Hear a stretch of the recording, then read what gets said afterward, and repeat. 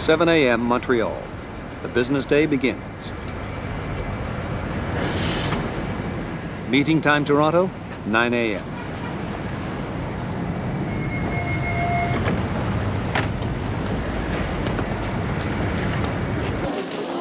Canada has always depended on transportation to bind the country together. From the days of the canoe and stagecoach, very few players could join in the game. Competition was carefully controlled. When the country was finally linked by John A. Macdonald's railway, there were only two major players, the government and Canadian Pacific. Then came the airlines. The membership of the Transportation Club didn't change very much. In Canada, the airlines are regulated. The number of players, the price of tickets, who can fly, where they fly. The Canadian Transport Commission, a government body, sets the rules. Outside the country, competition is the name of the game.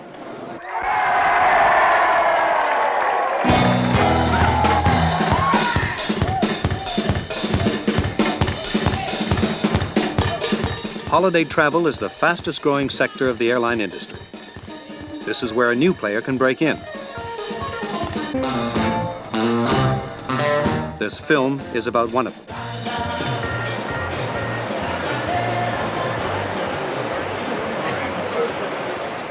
Max Ward is a rare bird. He owns and runs an airline. Very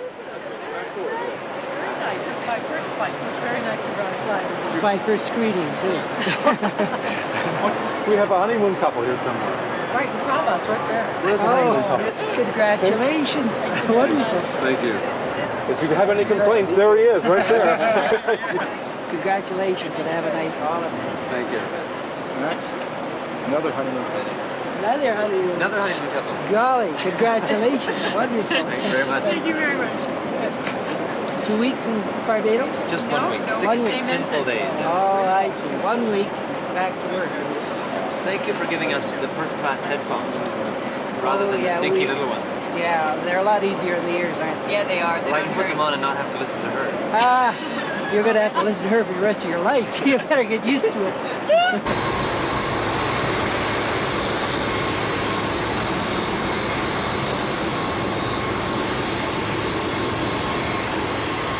We have 7 airplanes in our fleet.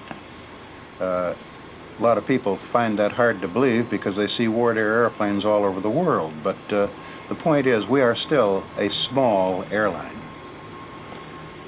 Wardair is really the smallest carrier, international carrier in Canada, and there is a paranoia in the Air Canada CPs of this world about Wardair, and we represent a very small amount of traffic. We will be giving evidence in our direct, which we believe will answer all those questions that relate 10 a.m., the nation's capital. The Canadian Transport Commission summons all the airlines to another hearing. Business is down. Do you swear that the evidence you're about to give at this hearing will be the truth, the whole truth, and nothing but the truth so help you God? I do. Would you please state your full name, spell your last name for the record?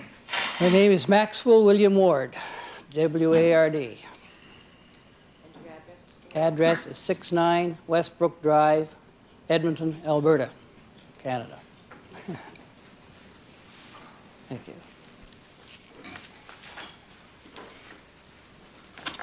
My purpose in appearing before you today is to recommend a major change to national transportation policy. In order to be perfectly clear, the recommendations I am proposing in policy is airline deregulation. The reason I am recommending this fundamental change in policy is that 2 airlines, one government-owned and the other a part of Canada's largest conglomerate, dominate Canadian airline domestic and international scheduled services. But let me hasten to assure you, Wardair is not recommending to become a scheduled air carrier. Not under the present regulatory regime.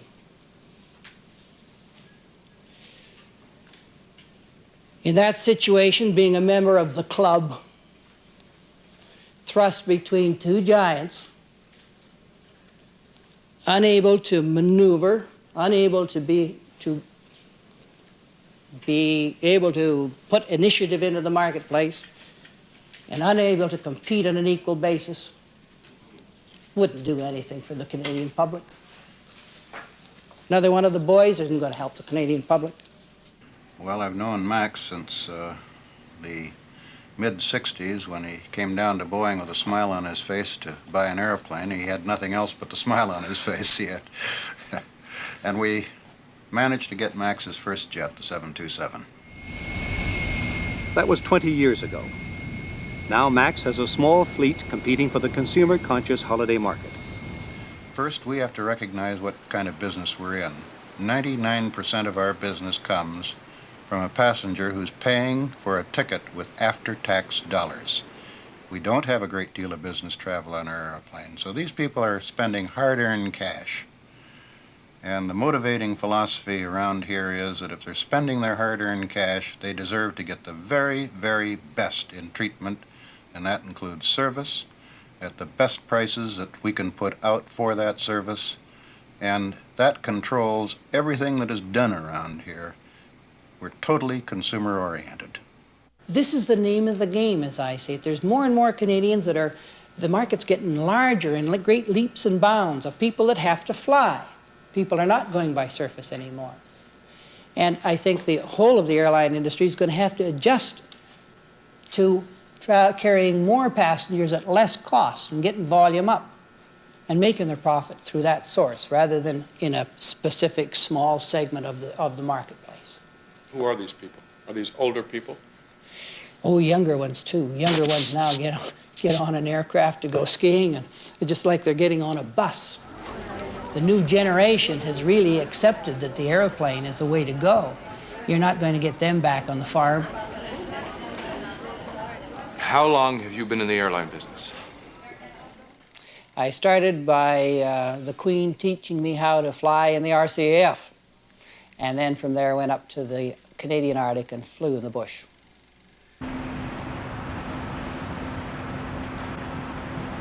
This is a little airplane that started Wardair way back in '46. I paid $10,500 for this aircraft with wheels, skis, and floats. And I paid $515.16 per month to the Industrial Acceptance Corporation to buy the aircraft. I can remember I had to fly the aircraft. I had to do the maintenance on the aircraft. I had to run around and get customers to fly in the aircraft with me. I had to go and collect the bills when it was all done. I came out to visit my wife and family twice a year, in the spring and in the fall. Do you have an active part in the business? I'm a director of Wardair, active in that context. What does that mean? Well, I attend the meetings. I do have a vote. I get outvoted now and then, but I keep trying. Max has 2 sons, and both of them work for this company. And they've been in rather extensive, long-term training projects. I think that if members of my family show that they've got what it takes, this company may fall under my or my brother's or my sister's control, but that's yet to be determined. It is a public company. I don't think either one of us ever dreamt it would grow to the extent that it has. Whites. Okay, it's a Hans Christoph. It's a German Liefermill. And for you, sir? Red. Red? This is Freddie Laker also grew fast, but when the competition got tough, when they matched his prices, Freddie's brown bag service folded. He had nothing else to offer. Thank you. Max has survived because of his service and price. Thank you. I hope you enjoy it. Would you make a little room for me on your tray? We offer transportation at the lowest yield per passenger per mile flown of any airline. Okay. In the airline business, everything is considered in the basis of per passenger per mile yield. Now there's per seat mile yield, which is your basic cost of moving a seat 1 mile. But your revenues are predicated on a revenue passenger mile our average yield today is 8 to 8.1 cents per passenger per mile. That's on an annualized basis. Give us another cent, make it 9.1 cents even, on average. And we would have big profits. Remember, in this business, the leverage is great. You get your costs and everything, but when you get over a given cost, the profit margin increases at a very high rate. Got good leverage. Do you want just the gravy routes, Mr. Ward? Do you want just the gravy routes? What's so gravy about it? For instance, you get 19 cents, I think it is, per passenger mile if you go from Toronto to Vancouver. You get 29 cents per passenger mile if you go from Yellowknife to Edmonton. 31 cents per passenger mile if you go from Montreal to Frobisher. Nothing gravy there. That's where the big money is in the northern routes. That's where the rip-off is.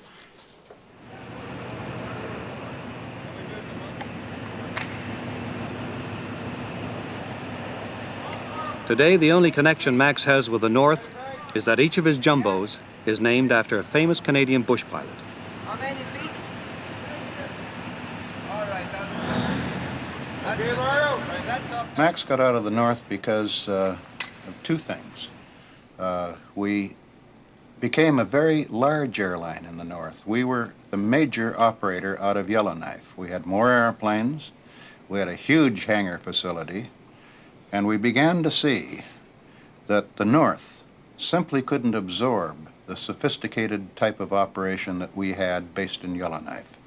As business went down in the north, the mega projects began to fold, the pipeline folded, and we were building to handle that sophisticated market. And the sophisticated market disappeared. And so the best thing to do there was to back away from it. And we backed away from it, and we certainly, as a corporation, didn't suffer. We sold our airplanes at a profit. We sold our hangar at a profit in Yellowknife. But we were just overly sophisticated for what had happened in the north. If everything had gone through the way it was planned to, we'd still be there. That's a tremendous market down in the United States. I would just love to see Wardair be able to go down and tap the U.S. market. But are you willing to compete against some of the U.S. Well, carriers certainly, here? we're doing it now. We drove Western Airlines out of Vancouver in Western Canada on the Hawaii run. We moved them right out. And who did it? Wardair did it. No one else. We have 54% of the Canada to Hawaii market, despite the regulations.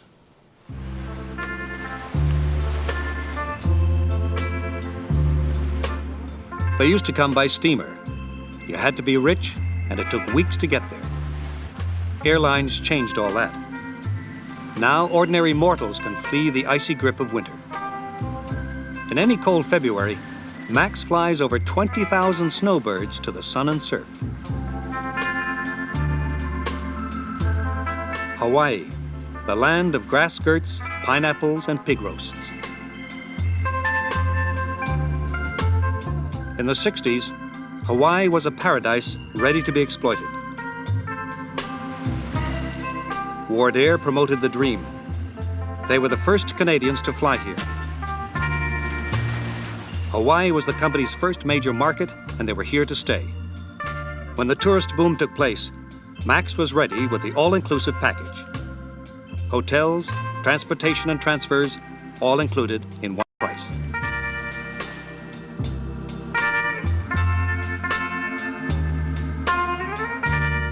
Max cashed in. In Hawaii, Wardair plays in the big league. They're a long-standing member of the business community.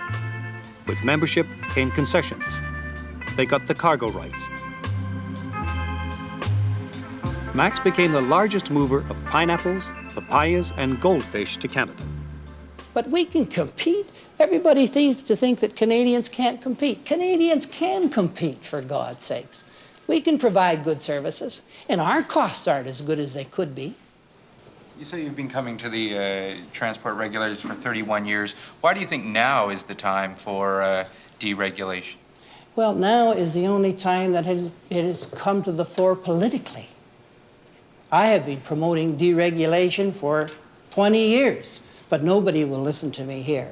We wouldn't have occurred, wouldn't even come up now in Canada, were it not for deregulation in the States and the attention that the public has been drawn to of American deregulation. You know, I keep hearing about Braniff going out there. Braniff didn't go out there because of deregulation. They went under because they thought they were going to steal everybody else's routes. They went out and bought a multiple of aircraft. We ran into them in Seattle. They were running to Seattle, Hawaii, in competition to us at rates we couldn't even believe. Didn't cover their fuel costs, and they were buying fuel at that time at spot market prices. This is why Braniff went wrong. It was a straight business deal, nothing to do with deregulation, except that deregulation made them think they were going to steal all these routes. As a matter of fact, Harding Lawrence thought they were going to reimpose regulation, and he'd be sitting with all those routes. It was a gamble that didn't pay. Max has gambled too. He wanted a bigger slice of the Canadian market. In the 70s, all the numbers were up. Airlines were flying high. Max built himself a new headquarters in Toronto. The day the front door opened, the recession was on. Max had to look for new ways to keep his company alive. No new planes, hiring frozen, salaries controlled. All the fat had to go. Caution became the name of the game. I keep worrying about that. It gets in Mazibilly land or someplace like that, and we lose an engine. It's going to cost us a lot of money. It's a gamble because we don't know what the loads will be like here, but I don't 9:15. The noon European money markets have been checked. Overnight snags have been dealt with. Max begins his daily round of meetings. At Wardair, business is conducted in the halls. I think we ought to get hacking at it. Okay? Okay. See you shortly. If it gets too thin, Oh, well, I agree. you know, when you start talking about getting it down to 8, you know, and, you know, less than 10 or something like that is really not that good. Yeah. Well, that's right. But, you know, if there isn't enough money in it to do it, then I agree. There's no point in Well, what we can do is take a good look at it and put in a contract that would give us 10 on the bottom line. If they don't want it, well, fine. But that's kind of an all or nothing shot. You know, I think most of us are very, very concerned that we get the contract so that we get at least the 8. Now. Yeah. Well, let's talk it over when Brian comes back. Yeah. Okay. We talk to each other regularly. One knows what the other is doing, which is very important. We're a small corporation and fortunately able to pretty well conduct our operation on a hands-on basis. We don't like the traditional triangle that you find in so many corporate organizations, starting with the president and going down through a series of vice presidents and directors and managers. We don't encourage appointments of administrators or staff assistants. We, again, like to get into the swim directly, know what's going on, get it firsthand. We don't get the filtration process that way. We eliminate it. We know what people are doing. We know what's going on. We know where our costs are going up. We know where things are going wrong, and we move in to change things and to improve things at all times. You can make your decisions very much more quickly. If you see a destination is getting into real trouble, we can make the decision far more quickly to get out of that destination, redeploy the aircraft somewhere else than our competitors can, because they've got to talk about it and go over and over and over it, whereas Ward is happy to be told that, yes, we're making money. I'm afraid I'm just an old bush pilot that has developed into a bigger airline than I'd ever thought I would develop into, and I'm still using the techniques I used in the North, and that is knowing what is going on and assigning people to do jobs and letting them do it. My first job in Wardair was a flight attendant. How many years ago was that? 15 years ago now. There was only 25 of us. Right now we have about 600, and they used to pull us in when the aircraft was on the ground to have it cleaned, and Mr. Ward would get out and help us clean the aircraft. We'd be in coveralls and I think to myself, gee, this is really glamorous. I started as a flight attendant, here I am cleaning the aircraft. But when you saw the president of the airline clean it, we'd have to make sure that all marks were off. We'd strip the toilet down. I can just imagine how often they're used during one flight, considering there's 300 people aboard the aircraft. So if they're being used once or twice, you can figure out how many times they're used on one flight alone. Give it another flush here. I'm doing all the washing, which comes off of all the dirty, filthy aircrafts. Comes in from Czech. I do 2,625 pieces per week. Just like before and after. When it comes in, it's a disaster. When it goes out, it's just beautiful. Mr. Ward's standards of, he likes it all nice, fresh and clean. Just the gentleman he is, he comes in and he sees you and talks to you for a couple of minutes and asks us how things are.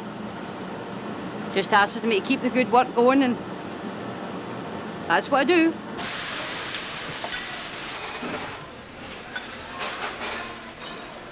Red cherries or green cherries, 2 shrimp or 3.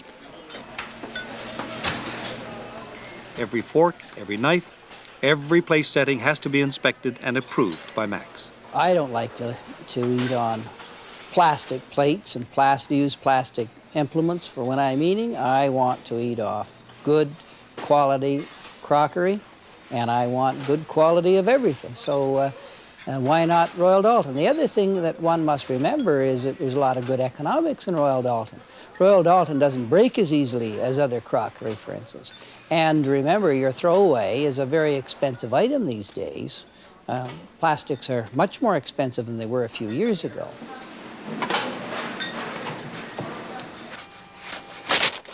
All these fabrics now, are they all exclusive to Wardair? Yes, these are all exclusive patterns, colours. The whole aircraft has been designed, and Mr. and Mrs. Ward chose most of the colours. What's this stuff worth a sheet?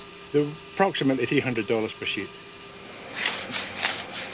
So if you don't do it right, you got a $300 mistake. Exactly. Hello. Hi. Every morning and every afternoon, he patrols his empire. They know he is coming.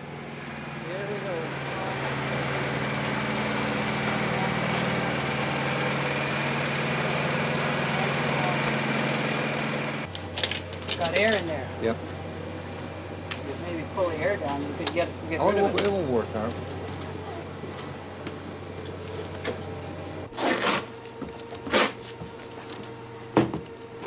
What about your stock?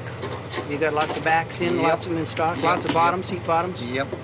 Are they doing a proper job now? Yep. Yeah. Oh, Somebody yeah. checking on it? Yes. Who checks? Jeff. Jeff? Jeff's Has he checking. been down to Calgary lately? I don't think he has, no, but he's checking the aircraft as they're coming through. How long ago since he's been in Calgary? Oh, I couldn't comment on that, Harry. Well, I'm sorry. you I better can't get help. down there, I Yeah, think. So where is the lumbar support? Right here, lumbar support. And this comes off now, and the new one will go on, which is a lot firmer. Whose idea was the lumbar support? Max Ward. So basically said some people were complaining about sore backs, so he investigated different ideas to firm up the area right here. Every 18 months, when you have 2,000 and 3,000 seats to cover, you're talking about a lot of money to keep those seat bottoms in a high state of condition. A seat on a 747 is about $1,000 per bottom. That means $456,000 for one set of seats on one aircraft. So that adds up to a lot of money. when was the last time you received a memo from Max Ward? I can't remember the last time I received a memo from Max Ward. I'd be very surprised to ever get one from him. Well, he gets at me pretty directly from time to time, like, what the hell's going on? He's giving me something right now. I see your letter with respect to fuel tax. Max and I have never had a memorandum as to who does what. In other words, a job description, as between us. we seem to fit into the roles that fit us best. And in doing it that way, there's very little kibitzing, very little recrimination if a mistake is made, because the Lord knows we all make mistakes. We're not divine in that area.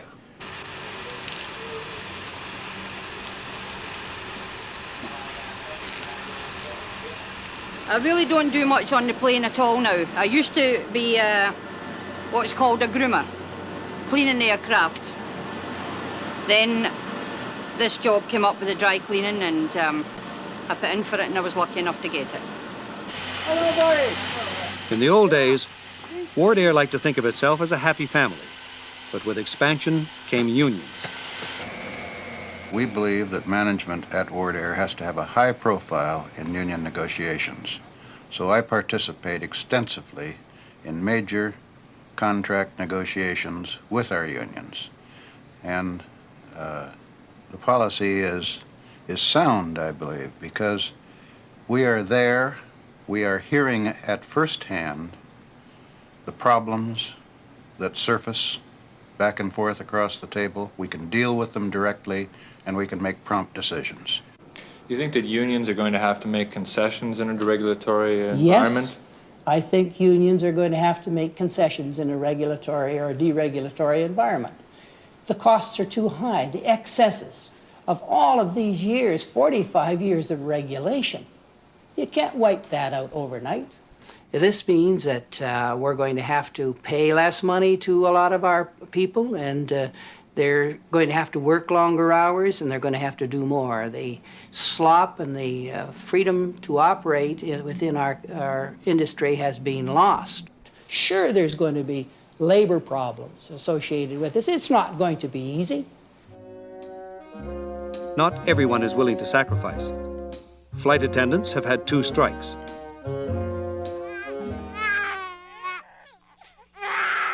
Wage freezes and layoffs have become a way of life. Lately, business hasn't been all that brisk. I'm in the middle of, let's say, flights, coming here to help out during peak times of the year. But at this moment, I do plan on staying as a flight attendant because I really enjoy that. But in the meantime, this is it's just an extra skill that I'm learning.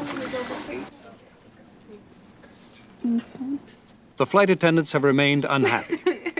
In 1984, after 6 months of threatened strikes, the Minister of Labour had to appoint a conciliator to break up the brawl. That's the same old story that Labour is going to yell. When they're back to the wall, scream safety. Our doors here. But safety has always been a great bargaining tool, one bound to gain public sympathy. Emergency training is part of the job. There, so you have to pretend. Flight attendants must be prepared for the unthinkable. Unfasten your seatbelts! Unfasten seatbelts! Come this way!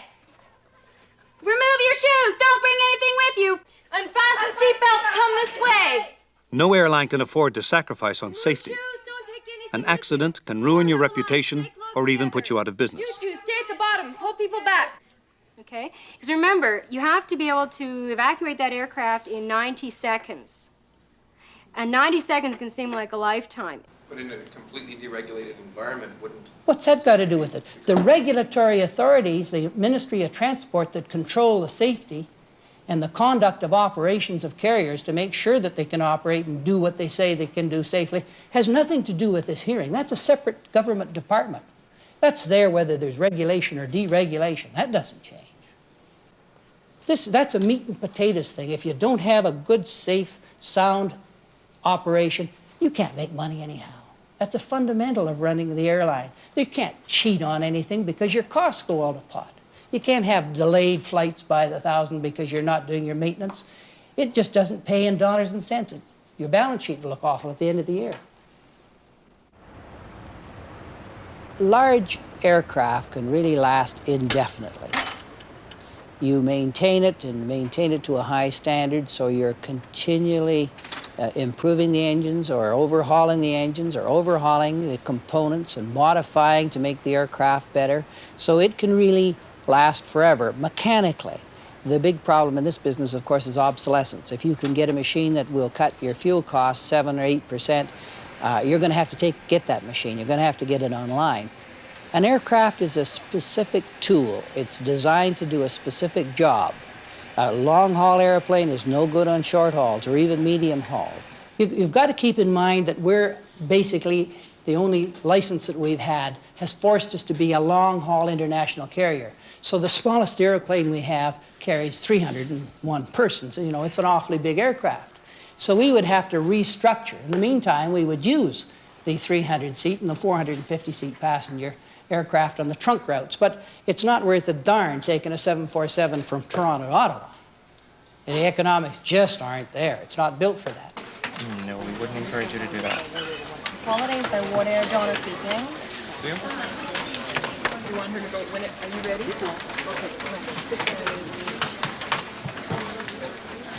Does Max Ward often come here? Mr. Ward comes into the office on several occasions. Good afternoon. Good afternoon. Are we on candid camera? We're on candid camera. Oh, okay. What do you come in here for? I'm in here to find out how the sales are going, basically. How are we doing today? How are the phones ringing? Pretty good? We're doing really well today. The call volume is good. One moment, please. The week ending January the 30th, when we took approximately 50,000 new bookings, during that period of time, we actually got up to 6 transactions a second being processed. On our busiest periods, we have printed as many as 15 to 20,000 tickets in a given night. And from here, they're taken up to a distribution center where they are sorted and stuffed in envelopes and mailed out to our passengers. The peak season, in the winter months, it's physically impossible to build a plant to accept all the telephone calls that are going to come in. So by signing contracts with up to 20 tour operators during the winter months, we have 20 other very respectable companies selling our product. We know what our costs are. We operate the very services we're talking about providing at this time. We have the reservation systems in place. We have all the facilities and all of the other aspects of running a commercial air service. It will cost us very little more, really, to put a scheduled aircraft passenger into the aircraft than the charter passengers that we're putting in at the present time. So we know what our costs are. We're not coming from any guessing. We're not experimenting. We know what those costs are. So you say you don't want to become a scheduled airline? Under today's present regulatory environment, we don't really want to become one of the club and get all boxed in so that we can't move. We want to compete, and you can't compete if you're one of the club. If you're talking about running a parallel service, you're going to have to conform to what is going on today. That won't do us any good or the public any good.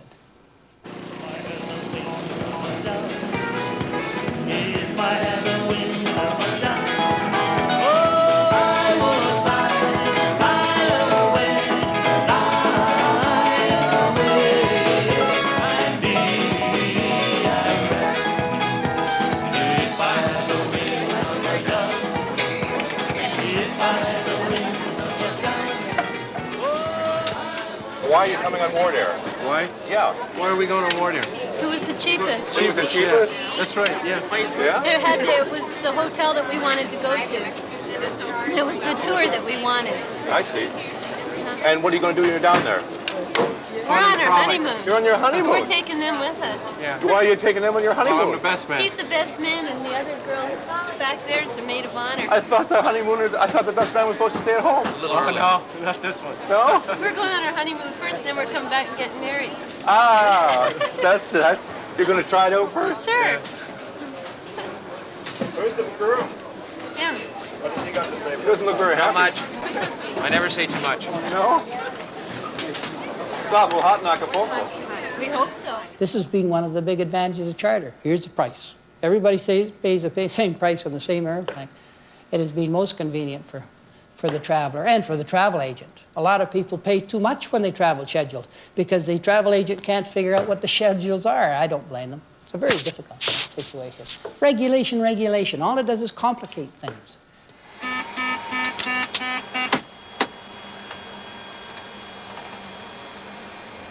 69.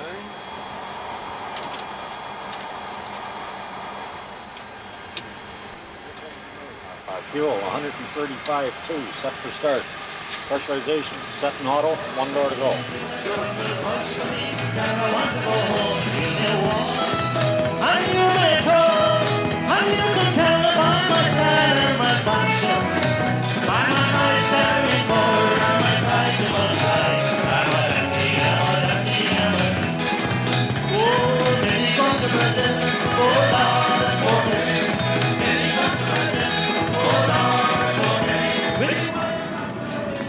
When removed from its casing, the jacket looks like this. To put the jacket on, slip it over your head. Take hold of both straps behind you and give them a sharp downward pull to extend the back flap. Attach both rings to the buckles. Then pull both yellow tabs in an outward motion to tighten the straps around your waist.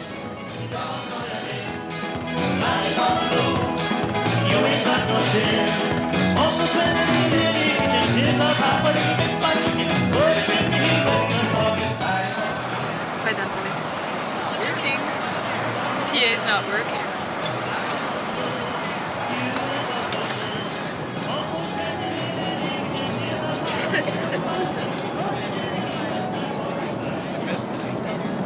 Okay, my name is Murray Cott. I'm the captain of the aircraft, and at the present time we're 286 nautical miles due north of Bermuda. Right now, as we have a program, the autopilot is doing all the work. It is all tied together with the inertial navigation systems, and it's completely an automatic flight. Max Ward says that someday this whole thing will be automated. Oh, Bullshit. I would say that the possibility and the technology certainly is there. But I can't see anybody sitting back there and not wanting a pilot up here. I mean, I wouldn't sit back there. Well, we'd like to always have pilots up here too. We feel much better. I think I would too. Well, would you want to get in an airplane without anybody driving? Not me. No. I wouldn't. It's a funny thing about human nature. You could make an aircraft that probably is quite conceivable, could take off, fly, and land completely by itself. They have the technology. Is this the best seat in the house up here? Definitely. I got the best chair in the whole airplane. Good morning, gentlemen. How are you today, Mr. Ward? Just fine, thanks. Are you enjoying? Well, pretty good. Are you enjoying the flight? Yep. That's very good. well done. Nice takeoff, I noted. Well, we hope the landing will be as good. Aren't they always? Well, we try. We do our best. How's the aircraft? Clean? No snags? On time? It's at 1:30. Electronics that they have in store for you in the next generation is going to make this obsolete, has made this obsolete. I report on the various aspects of the service that I see. I report on aircraft unserviceabilities. For instance, I noticed that one of the 16 labs on the aircraft was unserviceable, and I'd like to know why it was dispatched out of Toronto in an unserviceable state. My list here is about 18 or 19 items, and when I get to the office tomorrow morning, I will write the items up and dispatch them to each of the departments responsible for the repairs or changes or corrections in question.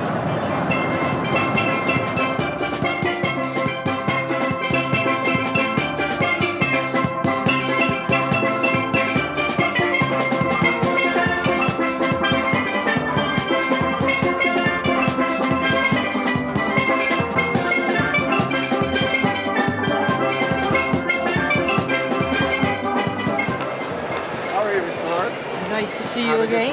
Right, very good flight. Well, we were looking forward to seeing you. Didn't know it was be that soon. Full load out? Yes. Full load out. 456. The way we like it. I remember when I first joined the company, Mr. Ward spoke to me personally, and he said, Stephen, you're down on Barbados, and you're in one of the destinations. You're going to have to make decisions on your own. Just bear one thing in mind. When you have to make a decision, this way or that, just give the passenger all of the benefit of the doubt, and you'll be okay. So you fly Wardair all the time? Yes, sir. Several of them will have their specific hotel and fly Wardair and put those two together as a package, and they come year after year. Max Ward himself dropped me a note and said that we know that you keep coming to South Winds and you occupy the only room over which we have no control. And he made a proposition in terms of a package deal, I guess we now know it to be, and I didn't need to ask my accountant that I should accept it. People are not traveling unless the price is right. No one owns sun, sand. Everybody flies the same airplanes to the same destinations. It's the quality of service you provide at the price that you provide it that is going to be the difference between success and failure. Barbados is a beautiful island with all the things you would need of a tropical holiday, and yet the prices have become so high within the island for accommodation that the Canadian public in the winter of 82, 83 backed off from the destination, and we had to get the prices down by nearly 50% to get the public going back. Come to the party, look at what you got. Well, I'm hot, you're hot. He's hot, she's hot. I'm hot, you're hot. He's hot, she's hot. How you feeling? I want to hear you. Tourist economies depend on tourist dollars. In Barbados, Wardair has even more clout than in Hawaii.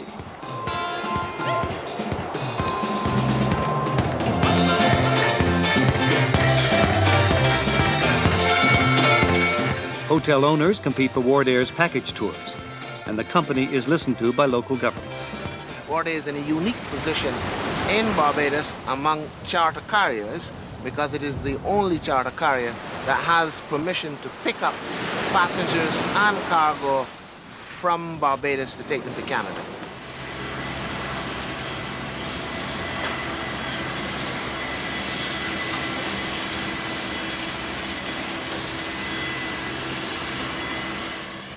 On a 747 such as this, we can carry, in addition to the full passenger complement in their baggage, that's 456 passengers, from Honolulu to Canada, we could carry another 56,000 pounds of cargo. We can't carry freight, for instance, across the North Atlantic because although we have the Canadian authority, we don't have the British authority or the German authority or the French authority or the Dutch authority. Under our operating authority, we have been agitating for domestic scheduled operating rights. We've been agitating for other operating rights to Florida, the Caribbean. In the normal process of things, this has been going on now for 2 to 2.5 years, and I have a theory about government awards on requests like this. It seems to cycle at about 5 years. Mr. Chairman, Wardair has provided the Canadian public with good, sound transportation for 31 years. Why have we been denied access to the whole of the air transportation market? In fact, why should any Canadian carrier be denied access to the whole of the air transportation market, particularly after they have proved themselves in the marketplace? How in heaven's name could more scheduled service be detrimental to the public interest? What we want is the ability of the public to have a choice and enough competition that pricing is not artificially fixed. We could fly people between Toronto and Vancouver round trip today for approximately 2/3 of what Air Canada and CP are doing it and make substantial amounts of money.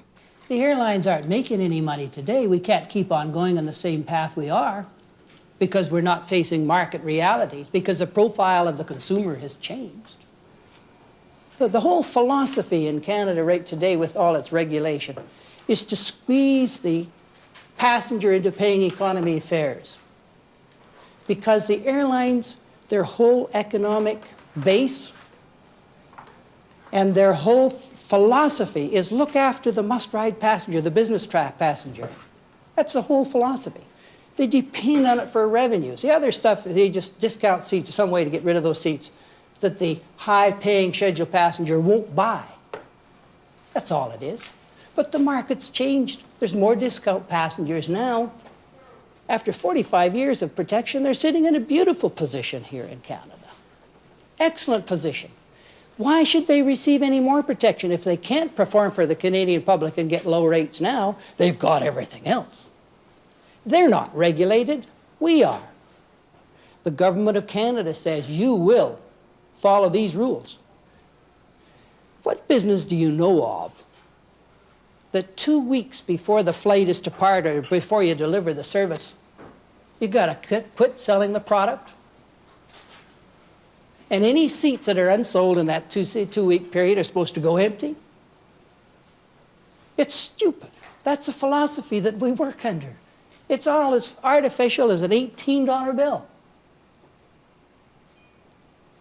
I'm sorry, I still don't understand it, but why is there a 2-week booking?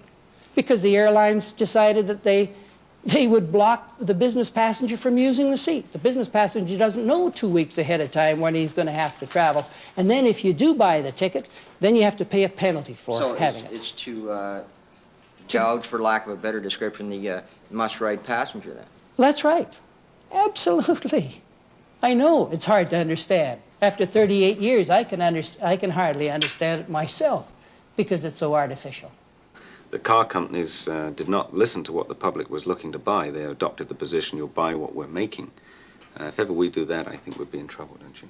Some of the things that we've been thinking about lately is, okay, in a changing industrial society, and this is long-range thinking, we're seeing a transition. Are we going to have high unemployment with us for 10 or 15 years? That could well be in a transitioning society where we're going out of heavy production and into service-oriented business and communications. And what does that mean to us? Does that mean a growing market for us if you have that level of unemployment? That's one of the things that we have to look at in that way-out planning that we have to do. Where is it going to take the industry? Is there going to be more pleasure travel? I personally think that as time goes by and communications improve, that we're going to see less and less business travel and more leisure travel. And this is why our government's got to recognize the importance of air travel and the importance of getting the cost of air travel down. The recession is teaching people we can't expect more than we earn. And I think that there's going to become a cap on that. We're finding our feet again in the airline business, but only competition will provide low-cost transportation for the public. It's the only thing. Are you saying the recession's a good thing for your business? Yes, I think it's a good thing for all business. Very frankly, I think we had to come off of top dead center and get down to the realities of living. People have to put in an hour's work for an hour's pay. That's what the recession's all about. You agree with that? I agree with it. In fact, what I was going to add is the fact that we keep hearing in the industry today about, well, when things get back to normal. Well, if they ever go back to the normalcy that was in our business, we won't be around if we behave like that. We have to be better producers, more efficient producers, and I think what Max has said about a recession, it's taught us a lesson. You think we were wasteful? We were wasteful and we were poor managers. And if there's one thing we've learned, is we're going to learn how to manage our business. We've learned it in the last 2 years when the sledding got so tough. And the day we return to the old ways, well, you can just kiss us goodbye. What is the challenge that you're putting up? The challenge I am placing before the regulatory authorities is for the government to deregulate the industry, throw down the gauntlet, face the facts that we must have deregulation in this country and competition in the airline industry, and the Canadian public will think it's great. Thanks. You two fellows seem to be kind of excited about your jobs. This is rather unusual now. Are you normal? These are exciting times. They're very exciting. When you got a tiger by the tail, you can't let go. It'll eat you. That it? Ran out of questions already?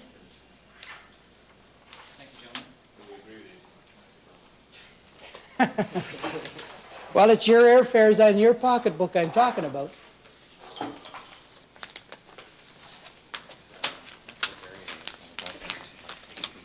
Sure. Sure.